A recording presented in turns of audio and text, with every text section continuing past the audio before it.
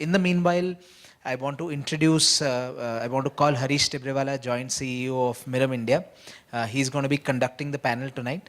Hareesh, please, I'd like to welcome you on stage. Yeah, thanks, Mehir. So we have a fabulous panel for this evening, and we'll have a panel discussion for about 30-35 minutes, then like a fun session with the panelists for a few minutes, and then maybe some questions for the audience. So let me start by inviting our guests to the dais. I'll start with Juzer Tambawalla. Juzer is Head of Marketing, Franklin Templeton. Welcome, Juzer.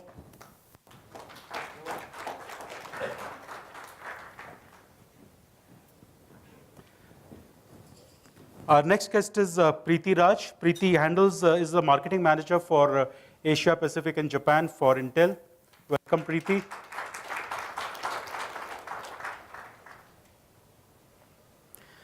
Then we have Jim Williams. Jim Williams is from Salesforce. He's the Director, Solution Engineering for the APAC region.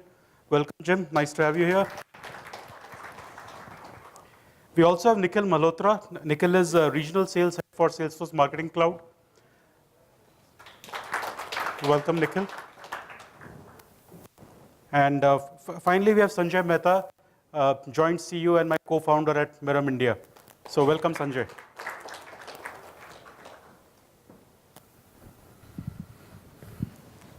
So with the help of the panelists, we are going to be doing a bit of crystal ball grazing and trying to understand what does the future of digital marketing kind of look like. So I'll start my question with Juzer. Juzer, many years back, we had a report from Gartner which spoke about the fact that in a few years' time, as CMO, you'll have more marketing budgets than the IT head. I mean, is it true for your organization? Are you spending more on technology compared to IT?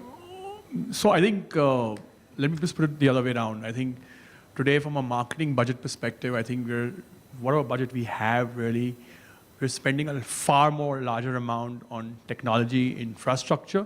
Okay. Right, getting the infrastructure right. So all of that, we heard in the previous sessions. We're spending a lot on making sure that we have the right kind of resources to run that infrastructure, as compared to previous years.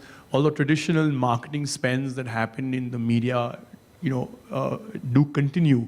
But I think the share of spends of the other segment that I just spoke about is, I think, significantly, gone up over the last couple of years for sure. So there's a lot of investment happening. On 100%, lots of investment. I think, quintessentially, marketing has always been looked at as a creative, vertical in any organization. But I think clearly over the last maybe 3 or 4 years, maybe 5 years. I think it's very important. I mean, from a marketing professional, I have to look at myself that besides having that slight creative bend of mind that as a marketing professional you obviously typically have, you need to make sure that you understand data very, very well. Okay, because I think it's not just about creative marketing, but I think it's about creative smart marketing, if I could use that terminology, because just being very creative may not be the end game at all in marketing. Okay. So Jim, as a business leader who's kind of providing solutions using marketing technology, are you seeing a lot of requirement and demand from the markets that you are dealing with for marketing technologies? Yeah, absolutely. And sorry, as Nikhil gave earlier, it's my first week in India and I've lost my voice conveniently on the day. So based on the complexity of the question, you may hear my voice. I may lose it conveniently. But I'll give it a go anyway. So yeah, I've been with Marketing Cloud for 7 years. I think Marketing Cloud, or MarTech in general, is going through a golden wave, a real tidal wave of technological change. And with that, you're seeing the role of the CMO, particular change, often called the CEO for the Chief Experience Officer to own the customer experience. And with that, you're seeing the CMO own the role of not just brand marketing, but corporate marketing, e-commerce, and overall experience. It's putting a great deal of pressure. And to your point before, marketing, or someone said the other day, marketing is no longer just the coloring in department. It's a blend of science and art, or creative and analytics. And companies are building analytical marketing functions, which is continually test and learn, and putting greater demands on the CMO to deliver to the bottom line. Okay. Nikhil, what's your perspective on this from the Indian market perspective? You know, when you go and meet clients, are you seeing a lot of requirement for marketing technologies? Are you seeing CMOs more open to talking technology? Yeah, absolutely. So, you know, as Jim said, right, things are changing globally and things are changing in India as well. More and more customers in India are also looking at how do they leverage the data, right? A lot of data is being generated by organization. Now they have the idea has dawned to them as to how do I use that data that I have been generating for donkey years to be able to better service my customers, right? How do I make sure that I have a relevant offer, I have a relevant thing, communication, that I can actually go ahead and take it to my client rather than just going ahead and saying, I have a good creative, why don't you buy my product? So, you know, as a tide, global tide, yes, of course, and more CMOs, more and more digital heads are looking at this kind of a digital transformation and adopting that. Interesting. So let's get Preethi into the conversation. You know, so what we seem to be hearing from everybody is that data is becoming very important for marketing. You know, so if marketing is becoming more and more data driven, I mean, are we saying is the end of creativity? You know, once upon a time it was like a great creative communication and spray and pray and you hope that people saw. But now if I can target contextually at the right time, at the right place, the right message, is creativity really required anymore? Is it the end of creativity? I honestly believe that, you know, you will always have a creative way to solve a problem, as to address a customer, appeal to them, catch their attention. I think what's possible now with all the data, I think we heard it earlier in the presentations as well, it's personalization, marketing in the moment. So it's not really replacing creativity, it's about making your creative messages more relevant to each consumer. Being there to talk to them about what their need is at that point in time is what is changing. And those are all based on consumer insights, which data makes possible. So in your opinion, creativity is still going to be important and relevant? Yeah, absolutely. I think creativity is, you know, the means to achieve the end, and data is also one of those which is going to fuel potentially more insightful creativity from, you know, the practitioners. You are talking to people, people are going to respond to, you know, various messages, but knowing what is the message that your customer is going to respond to, and like you said, not just spray and pray. Sure. You know, you're making your communication very relevant, but I think it's going to be a combination of technology driving creativity and how it's going to evolve. So Sanjay, as someone who runs one of India's leading digital agencies and has a practice in both creativity and analytics, what is driving customer success? Is it creativity? Is it analytics? What is your opinion? So clearly, it's a combination of the two. It's just that the needle is shifting increasingly to a dependence on data beyond just a great creative. So there's this classic, you can say, a phenomenon that you see in agency world, that a client gives a brief for some requirement, and suddenly all the... And then you have two clients on the stage. Yeah. So this is what happens inside the agency side. So you know, after the brief is received, there's a lot of huddling, and you know, the planners get in and the creative team gets in, and everybody's trying to figure what's the best way to, you know, respond in terms of a creative idea. And of course you have a team, so you know, people will come up with multiple things, and on the table you have like 15 different ideas that, you know, the teams has come together. And then comes the creative director, and you know, he or she reviews it and, you know, prunes it down because she feels that, oh, this won't work, this won't work, this won't, let's do these 3 or 4, and those 3 or 4 get further fleshed out, and then goes to the client, and client reviews it, and he or she in the judgment says, this is the one we'll go with. Now the reality is that, you know, how are we making these calls? You know, is it just like an intuitive thing that, you know, I think this will work better? First of all, the creative director has pruned from 16 to 4, and then one person with their experience, their judgment takes a call on the one. Now the real opportunity today is actually to run maybe all 15 to smaller and specific audiences. I mean, if you're trying to sell, let's say, timeshare for Mahindra, you know, it's a different message to a father who wants to take his kids for holidays versus a young couple who are going to go on a different reason, or somebody who's going to go as a trekker. Now, because you have to zero down on that one final creative, you're taking a call at various levels that not this, this is our most likely audience, so let's go with this creative and send this. So you're still trying to do that one size fits all to the most likely TG, versus what you can really do is that when you're appealing to the family person, I mean, he might want to see a different communication style, message, and the fact that you are able to target them specifically and give them that, and give the young couple or the millennial a different message, and you can run all of them, and then make sure that you get the most relevant messaging and the most likely chance of response and conversion is what today's data-driven world allows. So it's still a question of a mix of creative and data, but done interestingly, creatively, using data segmentation, the right message to the right audience is the way the best impact is likely to come. So what I'm hearing is once upon a time you will go and sell a client a single creative. Now because there is so much data, you can sell 15 creatives and make more business.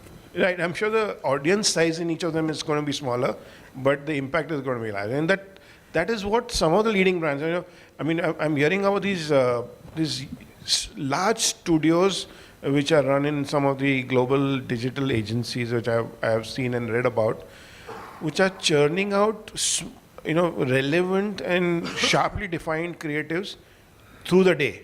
So it's not that one big, like how TVCs used to be made, a 3-month project, and finally that one creative converts into TVC. Now you're doing constant messaging, and the point is that you're doing that messaging to different audiences at different communication types. You wanted to add something? Yeah, so you pointed about the fact that is creativity going to be dying towards. To me, I think this is a great time to be creative, right? Because if you are a creative person, just as Sanjay mentioned, instead of doing one TVC or one print ad, or one email, which would then pretty much say that, well, send it out to that 50 million database.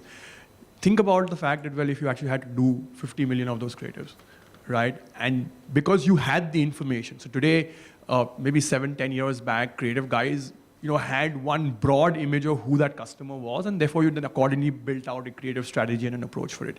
But if you actually told the creative guy that, well, okay, you know what, I've got 10,000 customers, but I'm going to bunch them into groups of 5 or groups of 10. Now let's start talking to them. I think that's, to me, frankly speaking, it's a great time to be a creative guy, because other than the fact that you mentioned about the fact that agencies are going to charge you more money because they'll start making more creative, which is absolutely a fact. I have that as a complaint with Mirum any which way, but I think, jokes apart, I think it's a great time to be a creative guy, because you can really start customizing a message. So think about a fact that, well, if you actually send out an email to a person, to a group of 10 people in English, but maybe to a group of the next 10 guys in English, because you know that, well, you're somebody who's probably slightly more bilingual, and the next 10 guys probably that, well, he is my customer, he buys my product, but I know that he doesn't understand English, I need to write it in Gujarati. But today you have that data available, right? So I think as a creative guy, you should be really excited. Really, really exciting time for them. Preethi, you wanted to add something? Yeah, and I also wanted to add the fact that now you're able to engage with users through multiple touch points and through a journey, or create those omni-channel experiences, is all possible because you are able to capture data, analyze the data, and then create messages or creative executions which are now helping you to take your customer through that complete journey and then take them to conversion. Sure. Because I think in the past, if you were looking at that one creative touch point, which had to kind of take you from awareness to sometimes conversion, it was asking for too much as well. So Nikhil, when you talk to companies, we seem to believe that data is very important and data is gold. I mean, when you talk to companies, do they have data? Do they have it at one place? Do they share data, or it's like all over different places? Is there like a big challenge? Yeah, so yeah, they have data, but the biggest challenge is it's everywhere, right? So one of the challenges that I've seen marketers actually struggling with is they have enough and more data, right? They don't really have a way of unifying that data, bringing that to one source wherein they can actually use their data for intelligence. So one of the things that each marketer is today trying to do is bring all of their data together, then go ahead and use their data, put the data science on, and figure out which is the commonality that they can use to actually go ahead and create the next best offer that they can actually give to their consumers. Classic case, I've been working with KFC for a while. They generate a whole gamut of data, right? People actually go ahead and call up the call center to order a burger. That could be the same person who actually, in 3 days' time, walk into a store and buy another burger with a friend of his. Or he might just go ahead and have his son's birthday, probably on Friday, and he might just order 15 burgers for the kids that are coming in. Now, for a marketer, it's absolutely imperative that he understand that this is the same person and not go ahead and start offering him different offers, which could be, oh, you are a big consumer, why don't you go ahead and keep buying 15 burgers, which might not make sense because he just has one kid, right? So it is very imperative for marketers to be able to bring all of their data together into one new, common source and then drive intelligence out of it. That is what I think would power the right communication, the right channel and stuff that we have been talking about. So what I hear from you is that companies have data, but they just don't know how to use it well, bringing it all together. And that's the message marketers must take back. Jim? I think one thing, as David mentioned, we're in the fourth industrial revolution, where we're in the age of the customer, where they expect you to anticipate their needs. And for customers of ours, they say that data is a huge asset, but also a huge burden at the same time, as you need to leverage it and bring it together. And one trend we're seeing is the emergence of the customer hub. Mm-hmm. So this customer hub, you're seeing it take place with banks, financial services, travel, retail, telco in particular, are starting to build these customer hubs powered by CRM, and that's why we're seeing CRM as the fastest growing software segment in the market today. And then they're building these customer hubs, applying AI over the top of it, so that they can start to put good use to the data that has been traditionally in silos to have that informed conversation at any touch point through the life cycle. And I think the example we've been talking about at Salesforce recently is the Marriott example, where they've got a customer recognition platform, is the name for their data platform. They built consolidated all the data from the various touch points, from their booking systems to the customer touch points to service, etc.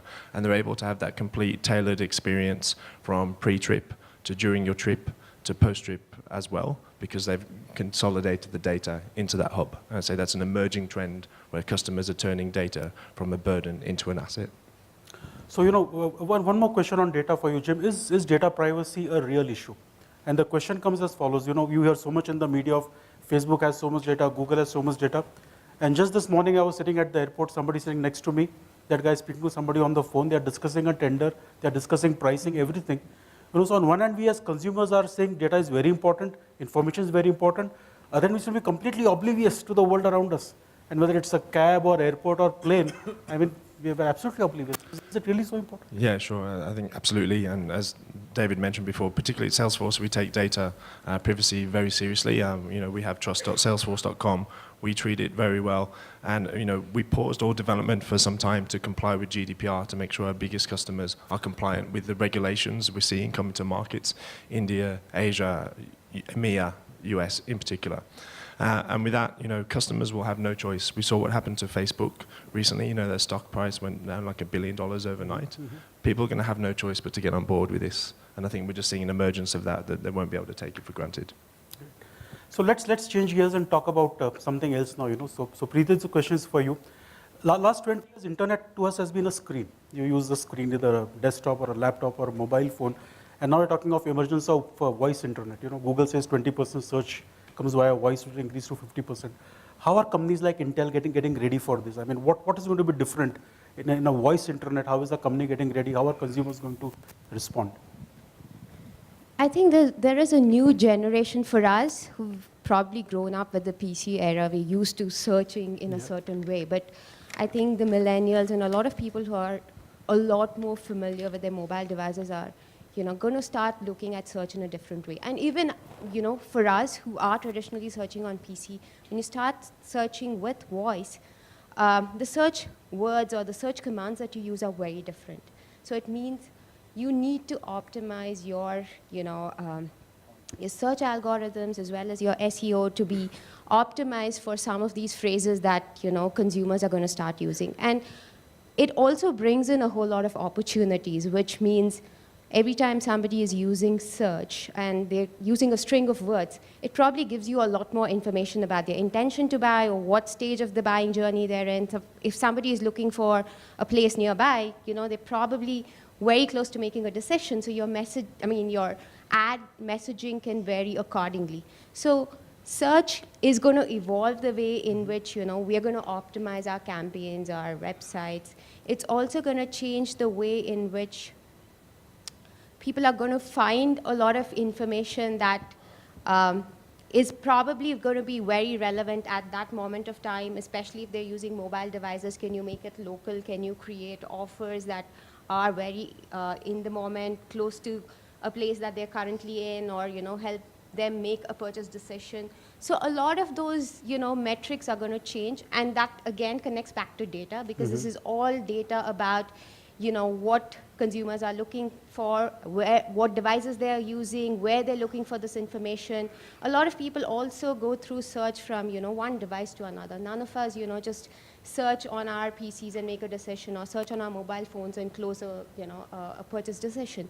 So it's also about understanding where the customer is in their current purchase journey, whether it's based on their device or the string of words that they're using or the questions that they're using. And all that is something that, as marketers, you will need to keep in mind when you start creating your search strings or your keywords on which your search strategy is going to be based. So Sanjay, do you see clients in India already looking for solutions that leverage search? Are you seeing that kind of demand? It's very early days for India. Yeah, I think it's early days, but what I've seen in digital is that going from early days to a relative maturity is very rapid cycle. So I can see that 2019 already demand will start coming in. You're seeing the marketing of voice devices very aggressive from the Google and Amazon and everybody, and people are getting them at homes. And so to add to what Preethi was saying, just for everybody to appreciate the challenge. If you're a business, if you're a marketer, today if somebody goes and searches a string, some search string that, let's say, where can I find the nearest shop where I can buy a winter jacket? And on Google you'll have 10 results on first page and a whole bunch of them, several pages. Maybe the first one doesn't work for you, second one, third one, fourth one. Now, if you're a business selling winter jackets, even if you're sixth or seventh, there's a chance that you'll get some traffic, you'll get some people knowing about your business. Now, when I do the same thing on a voice device, it's not going to tell me that, here's the number one result, here's the number two result. It's just going to point you to one best result at that point, or at the most give you one or two choices. What does it do to the multiple other businesses who don't get picked up? And if more and more people are going to search this way, how are the businesses who don't get the voice act right going to survive? Because they're not going to be even discovered.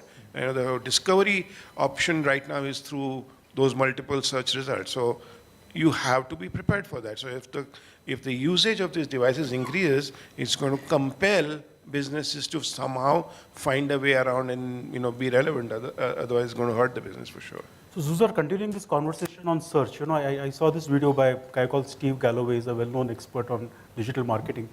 And he says because of search, the entire internet world will become a duopoly. You want to look for information, you go to Google. Google will give you one answer, and it's also going to be Amazon. So you'll be living life between Google and Amazon.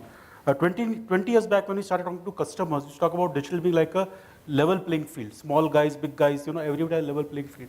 What we are also seeing is emergence of these huge duopolies like Amazon or a Google. So does it mean all other brands have no future? Anything required, Amazon will sell? So we shouldn't be making any more things, building any more brands?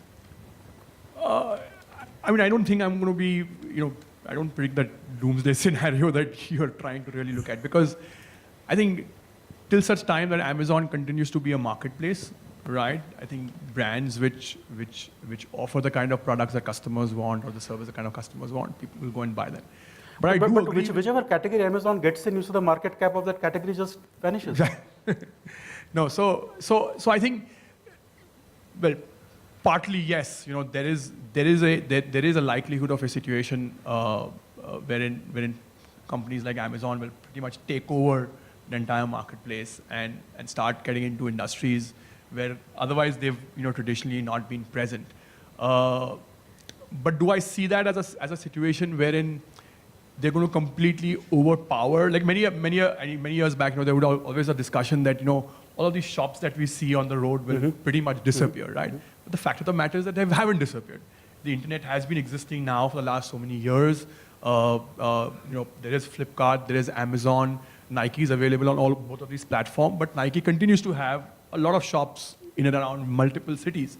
So I don't think that it's going to be one or the other. Yes, you will find in some places the impact to be much larger, in some places the impact to be much lower. What I see places like people like Amazon, because of the kind of data that they have, right? If you see traditionally a company like Amazon is being a physical product provider, right? I mean, it's a big platform. But I see them getting into some phenomenal alternate businesses. Like, I mean, if I had to make be a soothsayer and make a prediction, I wouldn't be surprised in the next 2 or 3 years if Amazon starts getting into the financial services business. Absolutely. Right? Absolutely. I would be very surprised if even brands like even Google get into the financial services, start saying that, well, you know what, like in the US today, Flipkart has taken a license for selling mutual funds. Right, exactly. So I'm saying today, one thing is to sell a mutual fund product, right? And be a distributor of a mutual fund product. But think about the fact that, well, Amazon or Google say that, you know what, in the US with ETFs doing so well, active funds finding it so difficult to beat the benchmark, we don't need to kind of have scores of sales guys and scores of fund managers available. We'll build an algorithm and we'll just distribute it, right? And I see that to be a big disruptor, where they will actually start getting into spaces where traditionally you thought that you had the domain expertise and something that only you could do, right? Because of AI, because of significantly larger amount of data available to them, right? They can really disrupt this industry. I mean, today, I think if Google became a distributor of mutual fund products in India, I think a ton of distributors who today have dominance in the market will have to be very, very fearful. But you still don't believe in the doomsday scenario? I don't think that we're getting there. Right, Want to add something? I don't quite see the doomsday scenario in the ANZ market, but what we saw in Australia, in particular last year, was that Amazon launched set up shop with a soft launch in October. So earlier on in the year, we had a huge influx of RFPs as all these retailers in particular were seeing a threat in the market space and needed to respond to that. So the effect it's had is in the age of the customer is everyone's had to respond to that. And I know you guys have had Amazon here a lot longer than we have in Australia, but the shake-up that occurred was dramatic. And it's only better for the end consumer at the end of the day, right? So Woolworths, largest retailer in Australia, has now created a division called Woolies X, which is completely focused on a digital maturity model, completely centered around the customer in the threat of emerging competitors, Amazon, Google, etc. But I think it's really changed a lot, and driven and forced people to do it. The other day, I only just used Amazon Prime for the first time. I needed some new razor blades. I couldn't be bothered to go out to the shops. And so then I ordered it through Amazon Prime and it came the next day. For me, that hasn't had an impact. It's boosted the impact of shopping for Gillette, but forced the other retailers to respond to deliver a better experience. Sure. If I may just add, at Dreamforce this year, one of the most interesting conversations I heard featured the CEO of Levi's, and he was talking about how Amazon is friend as well as foe. I mean, today, as a brand, you can't not be on Amazon because it's driving a lot of sale, and Levi's also sells on Amazon. At this point, he was saying that he doesn't care where does the customer buy Levi's, as long as the Levi's is getting sold. So whether he buys from Amazon, whether he buys from the physical store, whether he buys from the Levi's online store. And in fact, he was saying that the sale that he does on Amazon gives him better margins than what happens on his own store, which was interesting, because otherwise you feel that okay, Amazon is going to shave away some margins. In his case, in Levi's case, that's also not the case. But he still thinks of them as a foe because he realizes, or he says that Amazon shares very little data with us, and Amazon is getting so much information about the Levi's customer which even we don't have.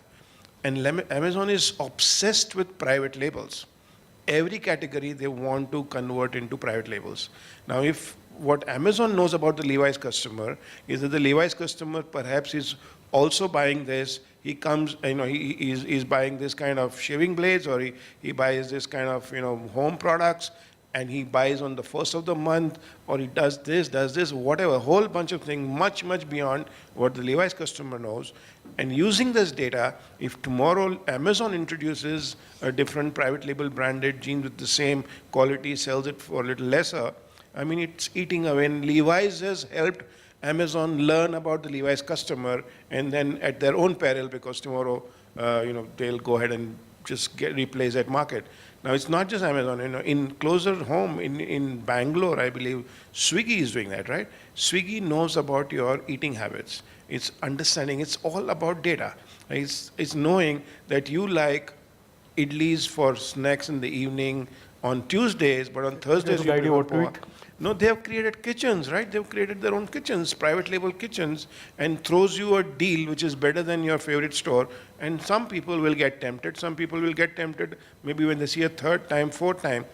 Aggregation is about data, and data is about replacing the brand with your own private label, and that's why it's the threat. And while the physical stores have not got replaced, retail has got hurt big time in the Western world, and maybe that might be different story this time around in India as well. But just to, Sanjay, just to give another perspective, and what we spoke about, the fact that, well, this ecosystem of online, offline will coexist. Think about the fact that Amazon's actually gone and bought out Whole Foods, right, in America. Yeah. And it's a pure offline platform. And clearly they've seen value in it. Now, obviously, they will exactly what they'll do about getting tremendous amount of data and seeing buying habits of who's looking at what product when, whether he enters it 5 meters into the store or 8 meters into the store, and all of that will continue to happen. But I just feel that it's not one versus the other. No, so my questions are more from online offline perspective. It's Amazon will own online and offline. Yeah, that's the point. Yeah, exactly. You want to add something, Preethi? No, I was just going to say at Intel we like to say that data is the new oil. So it's going to kind of drive... Prices going up like oil. So it's going to drive a lot of businesses. It's going to drive a lot of revenue opportunities. It's going to drive the economy.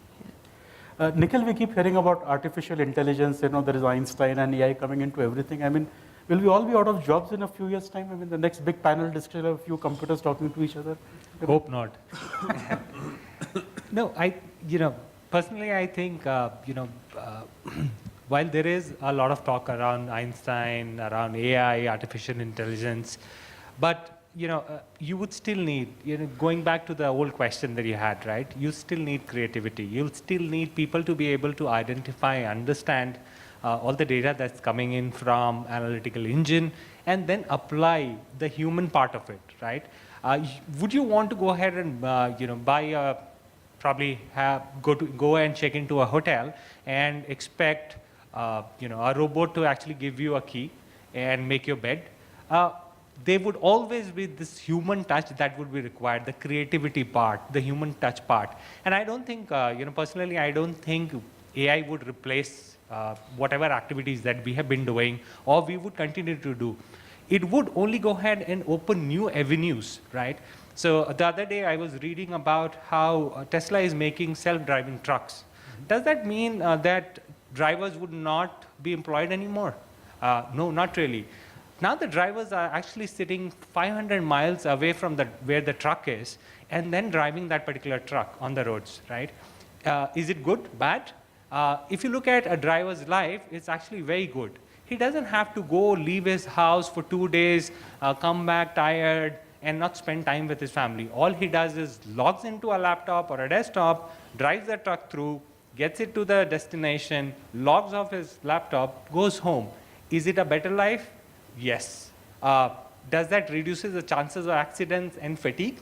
Yes, it does. So, my take on that would be it would continue to not only go ahead and help humanity, but also open up a lot of avenues for us to actually go ahead and start exploring in terms of job opportunities as well. So that's a very interesting answer. You're saying AI will actually improve the quality of life. Absolutely. Great. This question is for any of the panelists. I'll pick up this thread from what Jim mentioned about the Marriott case study. And this year at Dreamforce, we saw the case. It was a brilliant piece of case study where if you are a registered guest at Marriott, even before you come to the hotel, you can ask them to send you a digital key on your phone. You can go to the room, use the key, you can walk into the room, so no check-in business happens. Before coming to the hotel, you can order a cup of coffee. As soon as you walk into a room, room service gets a message, guest has come in, coffee is delivered to you. You can ask your voice assistant to set the temperature for the room, which gets saved in the database. Next time you go to any Marriott hotel, anywhere in the world, it knows what temperature you want. I mean, to me, this is what is digital transformation. When you talk to most clients, you talk about what to do on Facebook, what to do on Twitter. I mean, are we really seeing brands in India looking at digital as something that can transform a consumer experience beyond just one more method of marketing? So, I think, frankly, all brands in India or wherever they're in any other part of the world are aspiring to get to, this stage of customization. But I think I go back to the previous presentation wherein there's a ton of data that is available, right? So today also, I mean, let's for example, and I'm just using this, there could be any other restaurant, hotel, chain, which would actually have exactly all of this data to say that, well, when this gentleman enters the room, what temperature does he really get the room fixed at, and so on and so forth. The two big challenges, one, I think data capture is not so much of a challenge now because that data is available, but I think to store it in a manner to make sense out of it, so that you can customize that experience for Hareesh when he comes to the hotel the next time is the big challenge. Because I think there is data being stored in too many systems, like at Franklin Templeton, we struggle, right? Because there is the transfer agency and there is the ton of marketing data that we have. There's obviously people who are walking into branches, which sometimes becomes very difficult because, a traditional asset management business is not used to saying that, well, every guy who comes in, I'm going to start, capturing who is he, what is he doing, so on and so forth. There's some amount of data capture that's happening. The data is available. But for us to read out and synchronize that data to say that, well, a customer called on a telephone line on Monday, and on Tuesday, if he walks into any branch at Franklin Templeton, right, to figure out that the customer service person on the desk knows that, well, yesterday he had this conversation on the phone, that data synchronization, I think, is where brands really struggle. And I think once they get to that level of ability to synchronize the data is where the true customization and the true joy will really start happening. Is the endeavor there? No doubts about it. I think every brand aspires to get there eventually at some point in time. Yeah. So what I hear from is that data is there, the realization is there, aspiration is there. Hopefully we'll probably get there at some point. I think it's just about trying to say that, well, if I had to throw out, 500 numbers at you, how are you going to arrange those numbers in a sequence for you to make the best sense? Great. Right? That's the big challenge today that I think brands face. Great. So this was our knowledge round where we kind of got some good information and knowledge from our panelists. Now we'll have a bit of a fun round where this is called the rapid fire round, where I'll address 5 questions to each of the panelists. You need to give whatever answer comes to your mind. There are no right answers, so we will not judge you on your answers. Okay? We'll start with Juzer. Okay. Where would you shop, Amazon or Flipkart? Nowhere. You don't shop? Your wife I'm still, to be honest, I did shop at Amazon once. I had a pathetic experience. Sorry to say that. I have this nobody from Amazon over here. But I still feel that, personally, if I want to buy my product, I'd still like to go to my shop, see it, touch it. That's not good for digital business. So be it. Okay, second question for you. Autonomous cars, good idea or bad idea? Good idea. Okay. Kids on digital media, scary or exciting? Very, very scary. Very, very scary. I mean, I have 2 kids who are constantly on digital, and trust me, me and my wife have nightmares. But anyway, yeah, that's another conversation. Full-length virtual reality movie by 2020, possible or not? Absolutely possible. Absolutely possible. Okay. And last question, one marketing prediction for 2020. One marketing prediction for 2020. You're supposed to look at future of marketing. I think if I look at from an India perspective, I think multilingual, or rather, should I say, not English, but looking at traditional languages like Hindi or Gujarati. I think will start playing a very, very important role in a digital marketer's world, right? I think today we're still very, very focused on the traditional form of using English in search and so on and so forth. So just like a lot of times we hear of this conversation that, well, India from the desktop straight moved to mobile. The tablet wave was completely missed out, right? I think it's going to be very, very quickly that I feel people will start using voice as in a multilingual format. So instead of people actually searching. So today, think about my mother, who wants to use a smartphone. She uses a smartphone, but she may not be able to type very easily on that keyboard. But the moment voice takes over, I think that will really expand the opportunity for marketers. Fabulous. Preethi, we move to you. Which of these stocks would you like to buy? Facebook, Google, or Amazon? At this point, I'm thinking Google. Sorry? At this point, maybe Google. Okay. Netflix, Hotstar, or Amazon Prime? Amazon Prime. 3D printed food, myth or reality? Reality. Reality, okay. Absolutely. Technology improves productivity at workplace. Yes or no? Yes, absolutely. I think With technology. all these emails coming, yes? I work for a tech company. I would be like, shooting myself in the foot if I say that, technology doesn't Politically help correct productivity. No, but I do believe that technology does help productivity, whether, when we're talking about artificial intelligence and how that's going to improve lives, and work is a part of life. And in some ways, it's going to help us do higher level of abstractions and not really focus on, mundane stuff. So yeah, absolutely Okay. improves. And your one marketing prediction for 2020? I would think marketers would start more extensively using behavioral design, which I believe is this concept where you come to terms with the fact that you can't really change consumer attitude or perceptions. They take a longer time, but knowing what consumers typically do, behavioral triggers, which then complement your data and insight to create more effective campaigns. It's basically understanding what is a trigger for a consumer and building all your marketing campaigns and initiatives around what will change consumer behavior rather than trying to change perceptions or change attitudes, which never really happens in the short term. And we as marketers over a long period of time have believed that we can go and change consumer behaviors. It doesn't happen so easily, but using small behavior triggers and habits, like for example, just having a call out that says you can cancel the subscription at any time is what triggers people to take the action. Or creating multiple trigger points, like if somebody is evaluating the purchase of a car, you can't tell them make the sale now. It's your first step is pushing them to go and do a test drive. So a lot of these insights on consumers, which are based on changing behaviors and habits and not really attitude, I think is going to be a big change in terms of how marketers approach and how campaigns are going to be designed. And I think it's being already used, but it's being used in certain pockets. I see that kind of becoming a larger opportunity, especially with data and insights being available. That's a very interesting perspective. Saying instead of trying to bother about changing behavior, we understand the behavior and change ourselves to adapt that behavior. Yes, and create triggers that actually play into those behaviors. Okay, Jim, you are next. All simple ones. I was told there was a surprise tonight. I didn't think it was Skype or face-to-face meetings? face-to-face. Okay. E-books or hard copies? Hard copy, because I can Hard copy? sleep better. You're a digital marketer. I know, but I can't. I'll get distracted and I go on Facebook. Parents can track every movement of their kids with GPS. Good idea or bad idea? Bad. Bad idea. Stock of which of these companies would you buy? Tesla, Uber, Apple? Tesla. In spite of Elon Musk? Yeah. And your prediction for 2020? I think it's going to be Mirum on stage with a customer from this room at Dreamforce.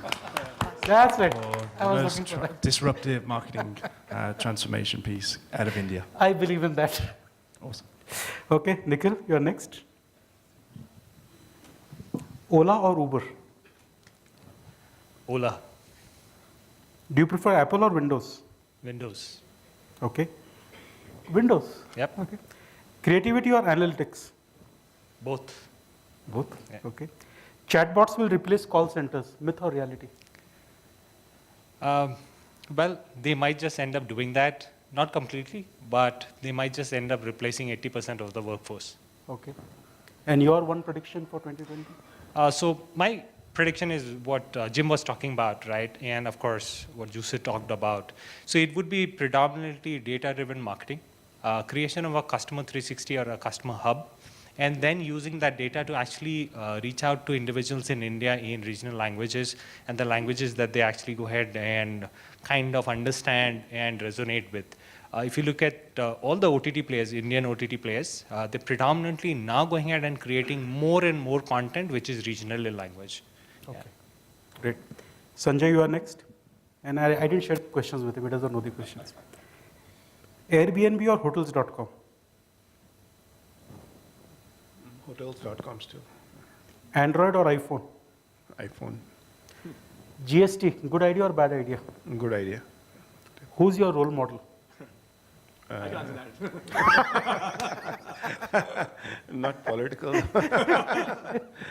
I would say Jeff Bezos. Okay. And your marketing prediction for 2020? So I think it's going to be definitely the era of marketing to one. We've from the time that digital marketing has come, it's been an easy game to do the spray and pray thing which you talked about earlier. That suddenly I'm able to bombard my message to so many people on their devices. And while it's been fine for new users to just see different logos and brands coming up, I think we're getting to a point where that significant fatigue of just looking at logos is coming in, and those are going to be wasted with ad blockers and all kinds of things. So if I really want to communicate, it's got to be relevant communication, and which is driven by this whole concept of marketing for one, which is, of course, where technologies like marketing, automation come into play, and that will not only be a good thing to do, but I think it'll be the only way that you're really going to penetrate a consumer and get their attention by being extremely relevant. Personalized data-driven marketing. Exactly. Great.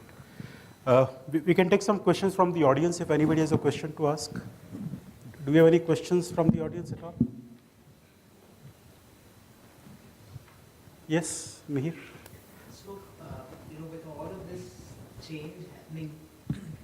all of this change happening, what really is the most important skill that a marketer needs to develop to cope with all this change?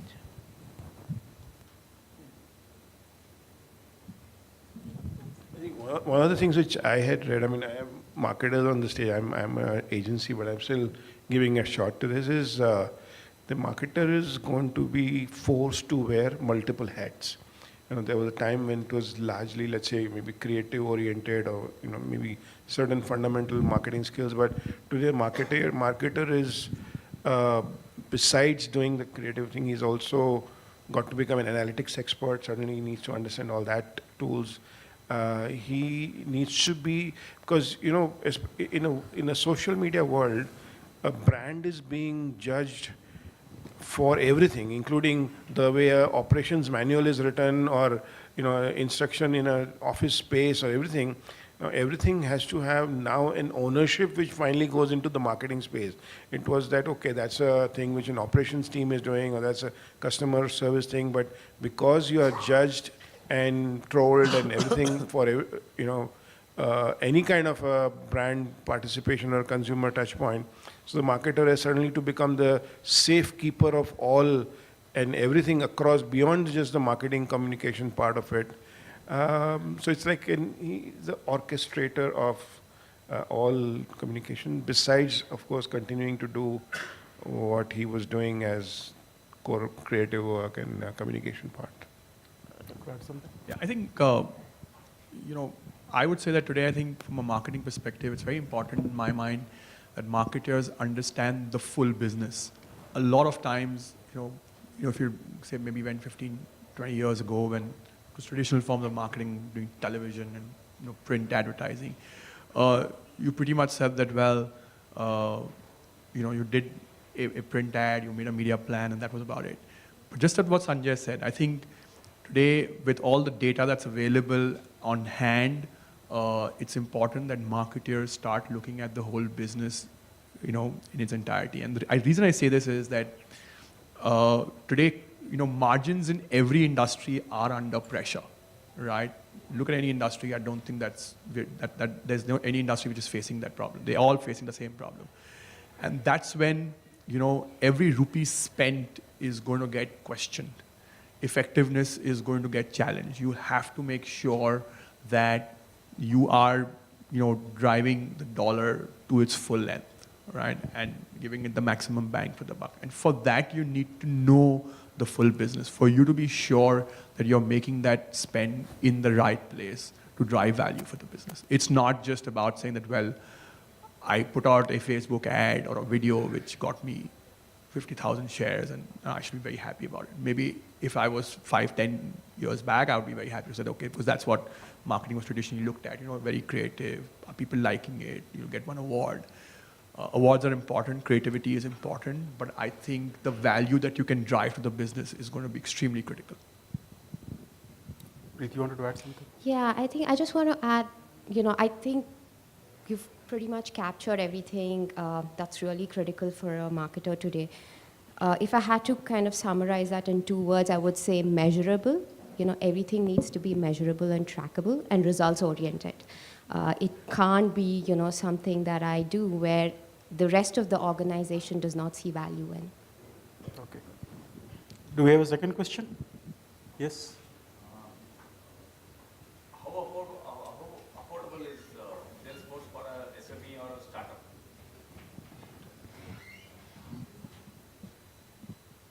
Yeah, I think it's affordable. We cater for all markets from SMB to enterprise. We have an option called Salesforce Essentials, which gives you the minimum you need to get up and running with a quick time to market. I'd be happy to talk about that further as well if you'd like to talk about that. So we use a Salesforce. Can I answer that question? Yeah, for sure. Somebody who uses a Salesforce product. I think to me, it's the value that you can drive off the product, right? So if you've paid $100 for a product, but you're going to do nothing about it because you don't have the systems in place to make sure that you capitalize that product, pretty much then it's money down the drain. So I think to me, if you can drive value of the product, and let's assume that you use the Salesforce product, we use 2 of them quite aggressively, and if they can drive business value, then that business value will pay for the product. I saw that Mahindra and KFC thing. Companies like them, they can afford, but even though, for example, I run a e-commerce startup. So I may not have the kind of budgets, but I have customers across the globe. But can I afford a Salesforce sort of a thing? Or does it need sustained, pumping in money to keep it afloat? So honestly speaking, while we have discounts, You do? Good, no? so, as Jim was also pointing out, right? It is up to you to actually go ahead and decide what's really essential for you, right? Once you go ahead and start using that capability, start using it to fullest, and it starts paying for its own cost, you wouldn't mind going ahead and buying more stuff from Salesforce. The good part with Salesforce is it's a cloud application. So you're not actually going ahead and putting money into servers or things like that you might just regret putting your money in, right? So you have the ability to grow as a business. As the business grows, you have the ability to go ahead and grow, invest more into technology from maybe Salesforce, maybe from another cloud partner, and then scale it up as and when your business grows. Just to add, besides KFC and Club Mahindra we showed here, we have a client in Delhi who is a biryani service. We have a client, I think, in Bangalore who's into office furniture. So they are at all levels. I mean, it's not just a very large organizations. Thank you. Any more questions? Thank you. Yes. I had a question.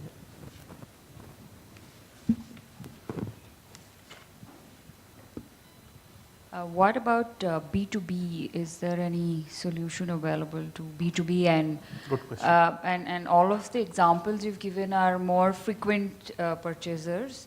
Even in B2C, there could be, once in a few years kind Yeah, of. like a house or a purchases. car or something. Yeah, so how do you address that? Yeah, so while we did cover the B2C part of it extensively today, because the brands that we kind of covered, the reason why we did that is it kind of resonates because it's part of our life, daily life. At the same time, we do have very robust offering for B2B marketers as well. And then we could probably go ahead and chat separately on what are the offerings and how do we kind of cater that. We do understand, when you're buying something like an insurance or you're buying a mutual fund or you're buying a house or a car, those are all considered purchase, right? You just don't go to Amazon and buy a car, right?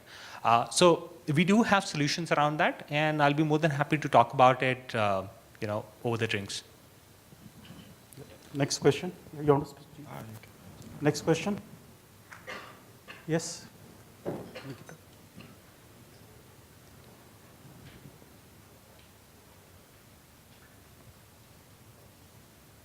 Hi, my name is Sushovan. So my question is, how long do you think would it take, for a market like India to consider?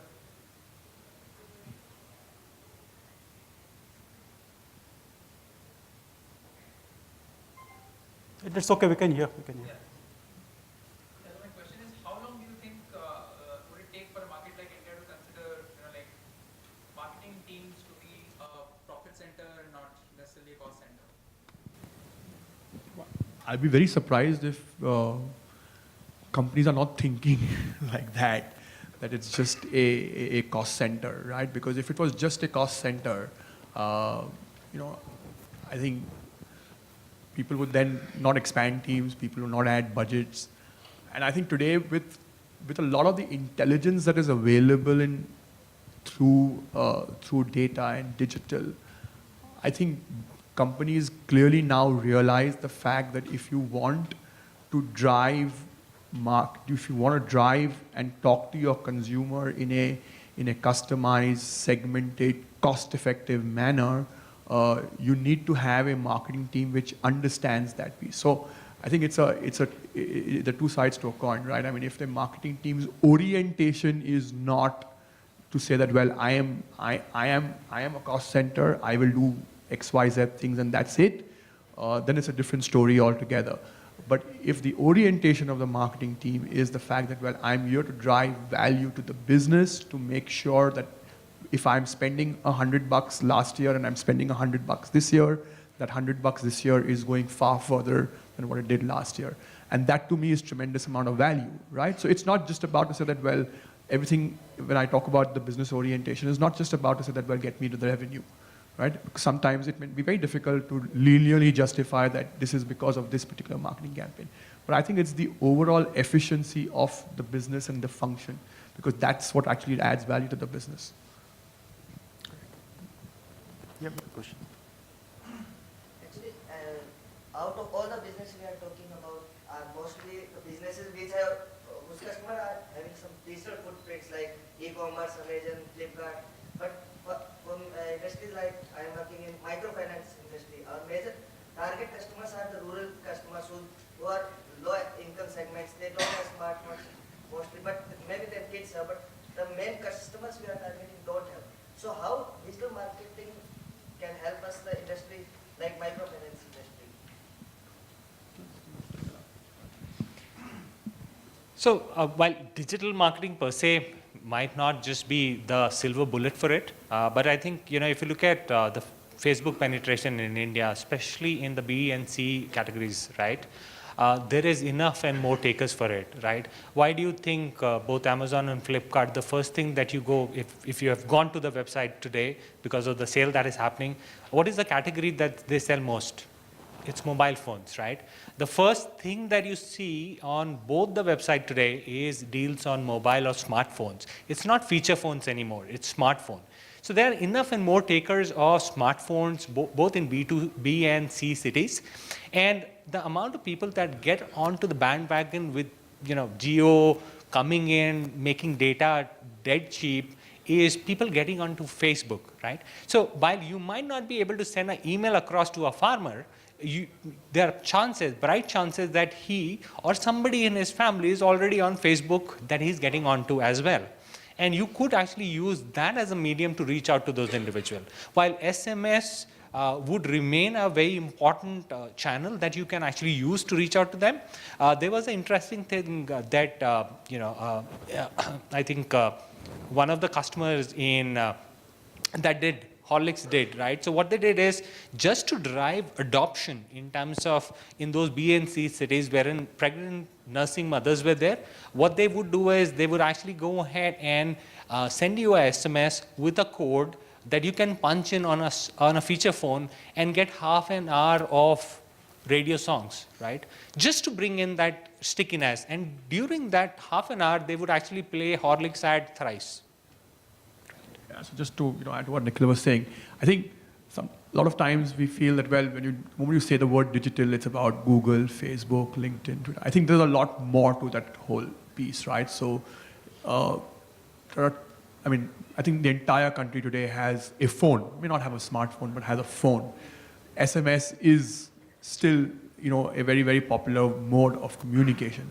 And just to add to what Nikhil mentioned about Horlicks, there's a very famous case study from Unilever when they launched a radio station called Kaan Khajura, in UP, purely to push their products, which were small packaged products, to a particular segment of the market. I think it's just about being aware of the opportunities available on the larger digital side, and just using them smartly. I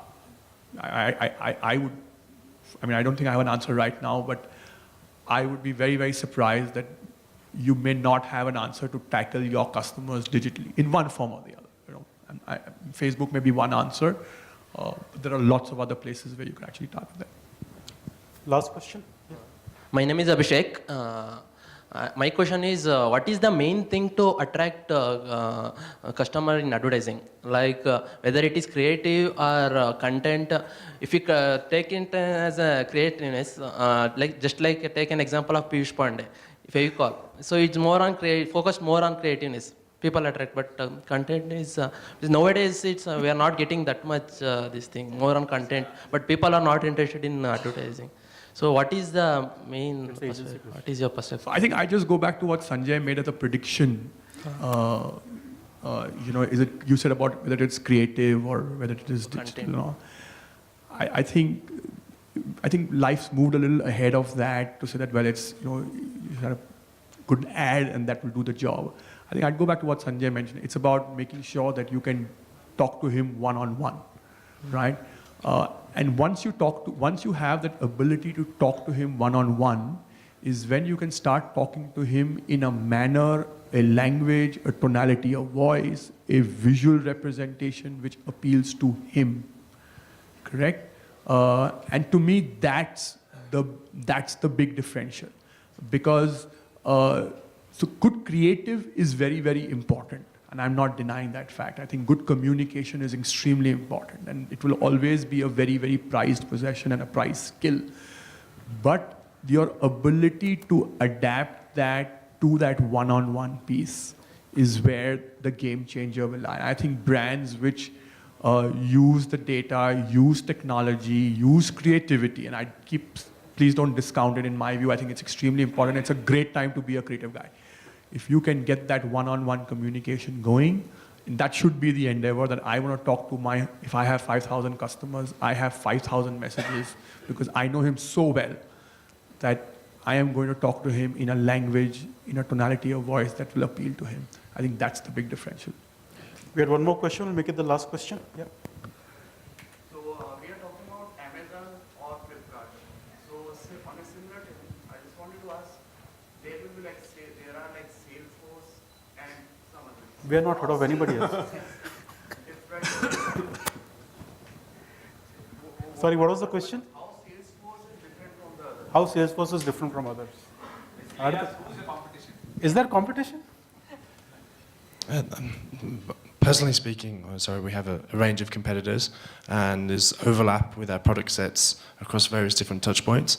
Salesforce is an engagement platform to have a personalized conversation at scale across any touch point, whether it be web, email, mobile, social, or human interaction as well. Some of our competitors play very well in the web space, but don't have a CRM, so they can't power their call center or their sales agents.